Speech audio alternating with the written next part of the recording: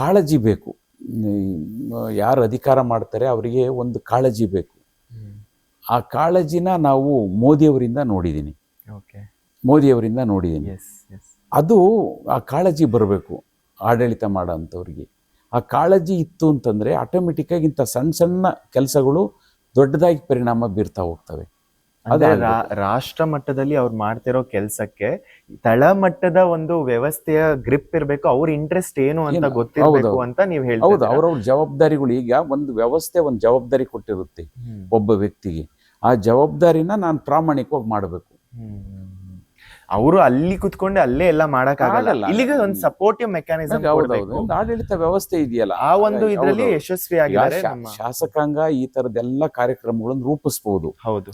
But ಆಡಳಿತ ವ್ಯವಸ್ಥೆ ಇದೆಯಲ್ಲ, ಆಡಳಿತಾಂಗ ಇದೆಯಲ್ಲ, ಕಾರ್ಯಾಂಗ ಜಾರಿಗೆ ತರಬೇಕು.